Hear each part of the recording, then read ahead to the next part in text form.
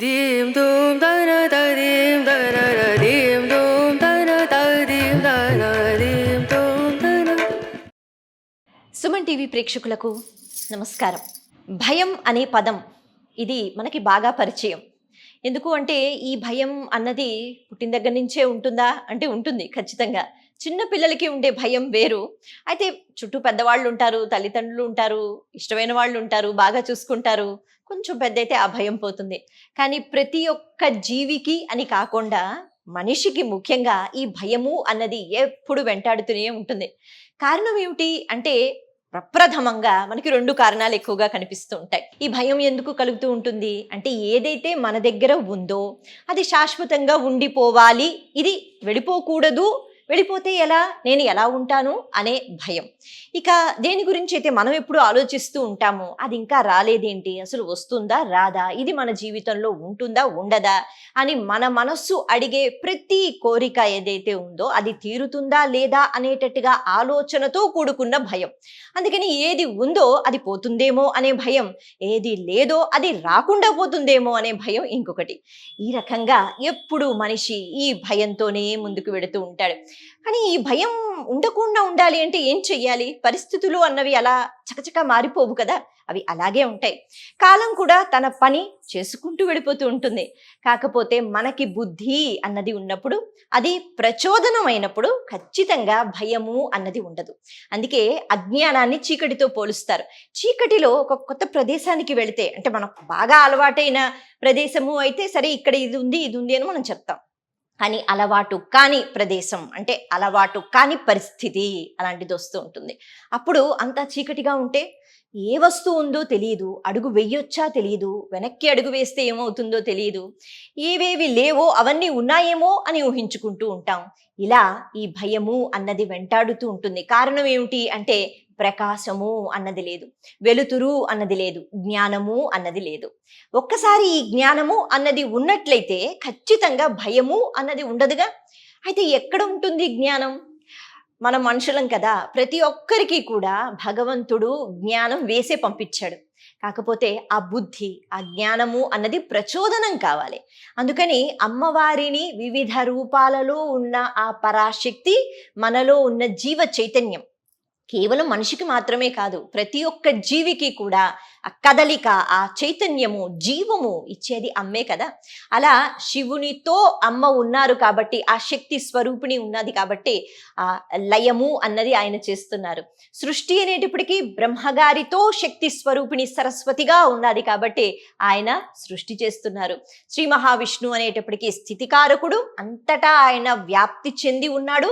మరి ఆయనతో పాటు ఆవిడ ఉంది కాబట్టి శ్రీ మహావిష్ణువు లక్ష్మీదేవి స్వరూపంగా తనలో ఉంటూ ఆ శక్తి ఉంది కాబట్టి ఆయన స్థితికారకుడుగా ఉన్నాడు. ఇలా అమ్మ చైతన్యం అన్నది అంతర్లీనంగా, అమ్మ స్వయం ప్రకాశి. ఆవిడికి చైతన్యాన్ని ఎవరిస్తున్నారు అంటే ఎవరు ఇవ్వక్కర్లేదు, స్వయంగా ఆవిడ చైతన్య స్వరూపిణి. ఆ చైతన్యాన్ని జీవులలో ఆమె అలాగ వేస్తుంది. ఒకరికి తక్కువ వేశాను, ఒకరికి ఎక్కువ వేసేసాను, వాళ్ళంటే నాకు బాగా ఇష్టం అని అమ్మ అనదు. ఈ మార్పులు అన్నవి ఎందుకు ఉంటాయి అంటే మళ్ళీ మనం చేసుకున్న కర్మను బట్టి కదా. మనం మంచి కర్మలు చేసుకుంటే అంటే గత జన్మలోనో అంతకు ముందు జన్మలోనో అక్కడికి ఒక 50-100 జన్మలకి ముందో మనకి తెలియదు. కానీ ఈ లెక్కలన్నీ కూడా భగవంతుడు వేస్తూ ఉంటాడు. అందుకే వేసే ప్రతి అడుగు, మనం చేసే ప్రతి కర్మ, ప్రతి కార్యము, అది ఆ ప్రవర్తన అన్నీ కూడా సక్రమంగా ఉండాలి. ఇలా ఎప్పుడూ జరుగుతుందా? ఒక్కొక్కసారి జరగదు కదా. మనకి తెలియకుండానే మనం తప్పులు చేస్తూ ఉంటాం. వీటన్నిటికీ కారణం ఏమిటి అంటే బుద్ధి లోపించటం. బుద్ధి ఉందా? ఉంటుంది. కానీ అది ప్రచోదనం కావాలి అంటే అమ్మవారిని విశేషంగా మనం అడగగలగాలి. అడిగితే అమ్మ ఎప్పుడు కాదందు, అమ్మ ఎప్పుడు అనుగ్రహాన్ని ఇవ్వడానికి సిద్ధంగానే ఉంటుంది. మరి ఎలాంటి అనుగ్రహం ఇస్తుంది? ఇలా తెలుసుకోవడం కోసం మన ఋషులు మునులు మనకి ఎన్నో పురాణాలను అందించారు. ఆ క్రమంలోనే ఈ 18 పురాణాలలో, అష్టాదశ పురాణాలలో ఒకటి అయిన దేవి భాగవతం. ఇక్కడ ఆ దేవి యొక్క పరబ్రహ్మ స్వరూపిణి ఎన్నో రూపాలు కదా, వివిధ రూపాలలో అమ్మ అందిస్తున్న అనుగ్రహము, చక్కగా ఆ వివరణ అన్నది మనకి ఉంటుంది. ఆ దేవీ భాగవతం ఎప్పుడైతే తెలుసుకుంటామో అమ్మ కారుణ్యం అర్థమవుతుంది, ఎంత కృతజ్ఞతతో మనం ఉండాలో అర్థమవుతుంది, ఏ బుద్ధితో అమ్మ మనల్ని ముందుకి నడిపించాలి అని అనుకుంటోందో ఆ బుద్ధిని ఎలా పొందాలి అమ్మే చెప్తుంది, కాకపోతే మనం వినాలి కదా. అందుకనే అలా వినే ప్రయత్నం చేయటం అన్నది మనందరం చేయవలసిన ధర్మం, ఇది మన కర్తవ్యం. అలా ఈ దేవీ భాగవతం అన్నది వినడానికి సిద్ధంగా కూర్చున్నారు నైమిషారణ్యంలో శౌనకాది మహర్షులు. వాళ్ళందరూ మహర్షులు, నిత్యము హోమాలు యజ్ఞాలు చేస్తూ ఉంటారు, ఎప్పుడు జ్ఞానంతో కూడుకున్న ఆలోచనలతో ఉంటారు, ఎప్పుడు బాహ్య ప్రపంచంలో ఉన్న సుఖాల వైపు వాళ్ళ మనసు వెళ్ళదు. అయినా వాళ్ళు కూడా దేవి యొక్క మహత్యం తెలుసుకుంటూ మరింతగా వాళ్ళ జ్ఞానాన్ని పెంచుకోవాలి అని అనుకున్నారు. మరి అలా సూత మహర్షిని అడిగినప్పుడు సూత మహర్షి దేవీ భాగవతం మొదలు పెట్టక ముందు దేవీ భాగవతం విని ఎవరైతే తరించిపోయారో దేవీ భాగవతం యొక్క మహత్యం గురించి ఆయన చెప్పడం జరుగుతూ ఉంటుంది. అయితే సాధారణంగా మనం ఒక వస్తువు కొనుక్కోవాలన్నా లేకపోతే ఏదైనా ప్రదేశానికి వెళ్ళాలన్నా అక్కడికి ఎవరైనా వెళ్ళారా వాళ్ళని అడుగుతూ ఉంటాం కదా, మేము అక్కడికి వెళ్ళాలనుకుంటున్నాం, ఎలా ఉంటుంది, అంతా చాలా బాగుంటుంది, అక్కడ ఏ ఇబ్బందులు ఉండవు, మేము వెళ్ళొచ్చాము చాలా బాగుంది అని చెప్తే మనకు అదొక ఆనందం, అమ్మయ్య అయితే మేము కూడా వెళ్తాం. లేదు అక్కడ చాలా ఇబ్బందులు, అస్సలు మీరు వెళ్ళకండి, మేము అనవసరంగా వెళ్ళాం అని ఎవరైనా చెప్తే మనం ఏం చేస్తాం, అమ్మో అవునా సరే అయితే వద్దనుకుంటాం. అలా ముందుగా సూత మహర్షి దేవీ భాగవతం యొక్క మహత్యాన్ని వివరిస్తున్నారు. ఈ మహత్యం తెలుసుకున్నట్లయితే ఖచ్చితంగా మనసు అన్నది నిలబడుతుంది. అంటే మనసు ఒకవైపు నిలబడడం చాలా కష్టం, ఎందుకు అంటే మనం మనుషులం కదా, కూర్చో అంటే కూర్చోదు మన మనసు ఏది చెప్తుందో మనం అది చేస్తూ ఉంటాం.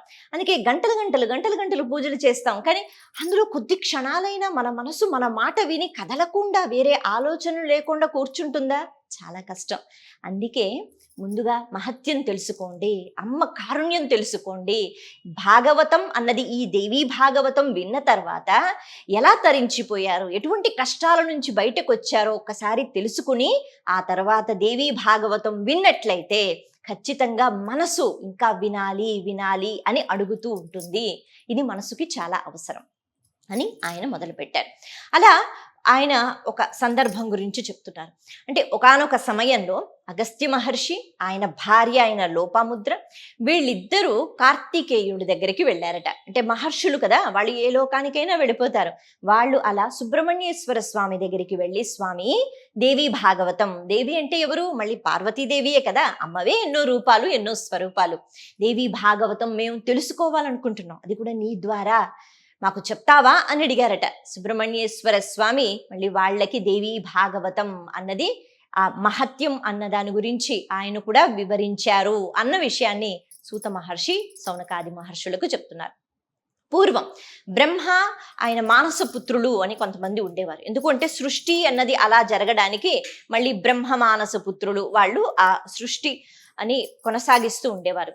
ఇలా వివస్వంతుడు, ఆయన కుమారుడు శ్రాద్ధదేవుడు, ఆయనకి సంతానం లేదు. అయితే ఈ సంతానం లేదని చెప్పి వాళ్ళు బాధపడుతూ ఉంటే భార్యాభర్తలు వశిష్ఠ మహర్షి, మేము ఒక యజ్ఞం చేయిస్తాను, పుత్రకామేష్టి అని అంటుంటారు కదా, ఈ యజ్ఞం చేయించిన తర్వాత ఖచ్చితంగా సత్సంతానం కలుగుతుంది అని చెప్తే ఆ యజ్ఞం చేయించటానికి వాళ్ళందరూ అక్కడ ఏర్పాట్లు చేసుకున్నారు. అయితే ఈ శ్రాద్ధదేవుని యొక్క భార్య తన మనసులో మాత్రం ఒక సంకల్పం ఉండేదట. అదేమిటి అంటే తనకి కూతురు కావాలన్నమాట. అయితే ఈ రాజుగారికి కొడుకు కావాలి, పుత్ర సంతానం కావాలి, ఈవిడికి మాత్రం పుత్రిక కావాలి. అయితే హోత ఎవరైతే ఉంటారో ఆవిడతో ఈవిడ అంటూ ఉంటుందట, నాకు ఆడపిల్ల జన్మించాలి అనే కోరిక ఉంది, కాబట్టి ఆ సంకల్పంతోనే మీరు ఈ యజ్ఞం చెయ్యండి అన్న వెంటనే సరే అని హోత ఆవిడ చెప్పారని చెప్పి ఆ సంకల్పంతో చేయడం మొదలుపెట్టారు. ఇప్పుడు యజ్ఞం అంతా అయిపోయింది, ఎవరు పుట్టారు అంటే ఆడపిల్ల పుట్టింది. అదేంటది, పుత్ర సంతానం కోసం కదా, మరి ఇంత కష్టపడి యజ్ఞం చేయిస్తే ఆడపిల్ల ఎందుకు పుట్టింది అని అడిగితే వశిష్ఠుల వారు ఆయనకి ఆ శక్తి ఉంటుంది కదా, దివ్య శక్తి, అది చూసి చెప్పారట, నీ భార్య అలా కోరుకుంది, హోతకు చెప్పడం జరిగింది, కాబట్టి హోత సంకల్పం ద్వారా మరి అలాగే జరిగింది. సరే మరి ఇప్పుడు ఎలా, నాకు పుత్రుడే కావాలి అని అన్నట్ట శ్రాద్ధదేవుడు. శ్రీ మహావిష్ణువుని వేడుకుందాము, ఇక ఆయన ఇష్టం, పుత్రుడే నీకు కలగాలి అని ఆయన సంకల్పం చేసినట్లయితే అదే జరుగుతుంది అన్న వెంటనే మళ్ళీ శ్రీ మహావిష్ణువుకి ప్రార్థన విశేషంగా చేశారు. అప్పుడు ఈ ఆడపిల్ల మగపిల్లగా మారిపోయిందట. ఇప్పుడు ఎలాగా అని మనం అనకూడదు, భగవంతుడు తలుచుకుంటే ఆయన అన్నిటినీ మార్చగలుగుతాడు కదా. సరే ఇప్పుడు కొడుకు, ఈ కొడుక్కి సుద్యుమ్నుడు అనే పేరు పెట్టుకున్నారు. చాలా చక్కగా పెరుగుతున్నాడు, విద్యాబుద్ధులు నేర్పిస్తున్నారు, అంతా బాగానే ఉంది. ఒకసారి ఒక ప్రదేశానికి వెళ్ళాట. ఆ ప్రదేశంలో ఎప్పుడో ఒకప్పుడు పార్వతీదేవి శివుడు విహరిస్తూ ఉంటే అక్కడ కొంతమంది ఋషులు ఎవరో వస్తే మరి పార్వతీదేవి అయ్యో వీళ్ళందరూ వచ్చారని చెప్పి ఆవిడ అక్కడి నుంచి గబగబా వెళ్ళిపోయిందట. అటువంటి సమయంలో ఈ ప్రదేశానికి ఎవరైతే వస్తూ ఉంటారో వాళ్ళందరూ కూడా స్త్రీలుగా మారిపోవాలి అని శివుడు అలా ఒక నియమం అన్నది పెట్టేశాడు. ఎందుకంటే వాళ్ళు ఎప్పుడు అక్కడికే వస్తూ ఉంటారుగా విహారం కోసం. ఆ సమయంలో ఈ విషయం తెలియక ఈ సుద్యుమ్నుడు అలాగే తనతో పాటు ఎవరో ఉంటారు కదా మిత్రులు, వాళ్ళందరూ ఆ ప్రదేశానికి వచ్చినప్పుడు వాళ్ళందరూ మళ్ళీ ఆడపిల్లలుగా మారిపోయారు. అలా ఆడపిల్లలుగా మారిపోయిన తర్వాత కొన్ని సంవత్సరాలు తనకి తెలియనే లేదు తను ఎవరు అన్నది. అక్కడక్కడే ఆ అడవుల్లో తిరగడం ఇదంతా అయిపోయింది. తర్వాత బాహ్య ప్రపంచంలోకి వచ్చి నేను ఏంటి అన్నది గుర్తుకు వచ్చి అప్పుడు మళ్ళీ తన రాజ్యానికి తిరిగి వెళ్ళి అక్కడ వశిష్ఠుల వారిని మళ్ళీ వేడుకోవడం జరిగింది. సరే ఇప్పుడు ఏం చేయాలి, ఈశ్వరుడు శాసనం చేశాడు కదా, మరి ఈశ్వరుణ్ణే అడగాలి. అందుకే వాళ్ళు ఈశ్వరుడి దగ్గరికి వెళ్ళి అడగడం జరిగింది. అంటే వశిష్ఠుల వారు వెళ్ళి అడుగుతారు.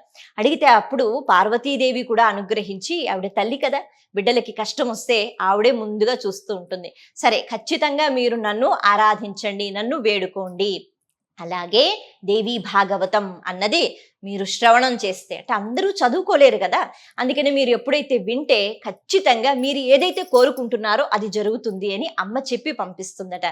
ఆనందంగా వశిష్ఠుల వారు మళ్ళీ ఈ రాజ్యానికి వచ్చి చక్కగా కూర్చోపెట్టి ఆ రాజు అలాగే ఈ రాజకుమారుడు అంటే కుమార్తె కాకపోతే కుమారుడుగా ఇప్పుడు మారాలిగా, అందుకని దేవీ భాగవతం అన్నది వశిష్ఠుల వారు మొదలుపెట్టి 9 రోజులు, ఆ 9 రోజులు లెక్కే చెప్తూ ఉంటారు. మనం ఏ పురాణం విన్నా మనకు అలా కనిపిస్తూ ఉంటుంది అనమాట.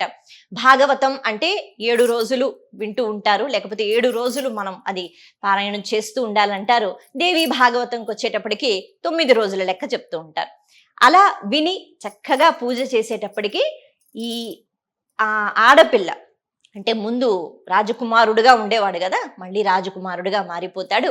అతడికి పట్టాభిషేకం కూడా జరుగుతుంది. అలా వాళ్ళందరూ హాయిగా ఉన్నారు అని చెప్పి దేవి భాగవతం యొక్క మహత్యం గురించి స్వయంగా దేవి యొక్క కుమారుడు అయిన కార్తికేయుడు ఈ అగస్త్య మహామునికి అలాగే లోపాముద్రకి చెప్పడం జరుగుతుంది. అయితే ఇలాంటి కథలు విన్నప్పుడు మనం అనుకుంటాం ఇదేమిటిది అంటే వాళ్ళకేవో కష్టాలు వచ్చాయని వాళ్ళేదో అమ్మవారిని వేడుకుంటే వాళ్ళ సమస్యలు తీరిపోతే ఇప్పుడు మన జీవితానికి ఇది ఎలా ముడిపడి ఉంటుంది. కష్టాలు అన్నవి మారుతూ ఉంటాయి, పరిస్థితులు అన్నవి మారుతూ ఉంటాయి, కానీ చిట్ట చివరికి ఆనందము అన్నది శాశ్వతం కదా. ఒక విషయం గురించి నేను ఆలోచన చేస్తాను, అది జరిగితే నాకు ఆనందం. అలాగే ఒక విషయం గురించి వేరే వాళ్ళు ఆలోచన చేస్తారు, అలా జరిగితే వాళ్ళకి ఆనందం. ఆనందం అన్నది ఒకటే ఉన్నా ఎవరి కోరికలు ఎవరి స్థాయిలు అవి మారుతూ ఉంటాయి. ఏ స్థాయిలో ఉన్నా ఏ కోరికైనా అమ్మ తీర్చలేనిది అన్నది ఏది ఉండదు. అయితే అమ్మవారు ఆవిడేదో నా గురించి నేను గొప్ప చెప్పుకుంటున్నాను, దేవి భాగవతం మీరు వినండి అని చెప్పటం కాదు.